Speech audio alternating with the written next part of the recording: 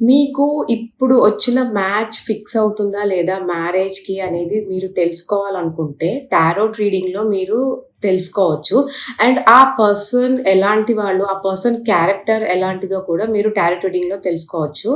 So, మీకు ఇంకా details కావాలంటే నా నంబర్‌కి కాంటాక్ట్ చేయండి. నమస్తే అండి, వెల్కమ్ టు మై ఛానల్. నేను విజయకర్ గారు. ఇవాళ చూస్తే మీకు మార్కెట్ లింక్ డిబెంచర్స్ ఎంఎల్డి గురించి తెలుసుకుందామండి. చాలా మందికి తెలియదు, కొత్తగా వచ్చిన కాన్సెప్ట్ ఇది. చూడండి, ఇన్వెస్ట్మెంట్స్లో ఎప్పుడు మనకి కాన్సెప్ట్స్ అనేవి కొత్తగా వస్తుంటాయి. సో ఈ ఎంఎల్డి కాన్సెప్ట్ ఎలా వర్క్ అవుతుందో మీకు ఒక ఇండెక్స్ మీద నేను మీకు ఎగ్జాంపుల్గా చెప్తాను. ఇప్పుడు చూడండి, మన అందరికీ నిఫ్టీ 50 మీద చాలా మంది ఇవాళ ఎక్కడ ఇన్వెస్ట్మెంట్ చేస్తున్నారంటే ఒక ఇండెక్స్లో చేస్తున్నామంటారు. సో ఇండెక్స్లో మీరు చూస్తే చాలా రకాల ఇండెక్స్లు ఉంటాయి. Mid cap and small cap index ఉంటుంది. అట్లాగే లార్జ్ క్యాప్ ఇండెక్స్ నిఫ్టీ 50 తీసుకుందాం ఫర్ ఎగ్జాంపుల్. సో ఒక ఎంఎల్డికి ఒక మీరు డైరెక్ట్గా ఇన్వెస్ట్మెంట్ చేసే ఇండెక్స్ ఫండ్కి డిఫరెన్స్ ఏంటో చెప్తాను. ఇక్కడ చూడండి బాగా. ఇప్పుడు చూడండి, సపోజ్ మీరు ఒక 5 lakhs పెట్టారు మామూలుగా ఒక ఇండెక్స్ ఫండ్లో.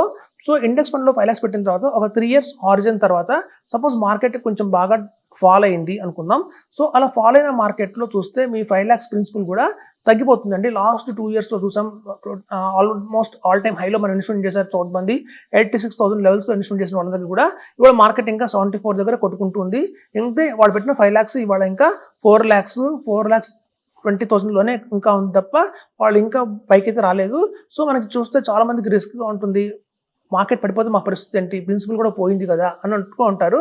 సో ఇక్కడ ఈ మార్కెట్ లింక్ డిబెంచర్స్లో వచ్చిన ప్లస్ పాయింట్ ఏంటంటే, సపోజ్ కనుక మార్కెట్ పడింది, మీరు పెట్టారు ఒక 3 years తర్వాత కూడా మార్కెట్ డౌన్లోనే ఉంది, మీ ప్రిన్సిపల్ కూడా పోయింది అనుకున్న టైంలో వాళ్ళు ప్రిన్సిపల్ గ్యారంటీ ఇస్తారండి. అంటే మీరు పెట్టిన 5 lakhs ఇచ్చేస్తారు, అందులో ఎటువంటి డౌట్ లేదు.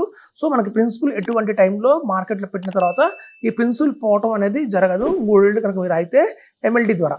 ఒకవేళ పెరిగితే ఏంటి, సపోజ్ చూపండి, మార్కెట్లో మీకు ఇండెక్స్ ఫండ్ మార్కెట్ బాగా పెరిగింది, ఒక బులిష్గా వచ్చింది.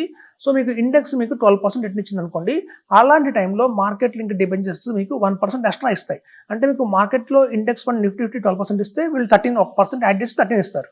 సో మీకు ఇది కూడా లాభమేనండి.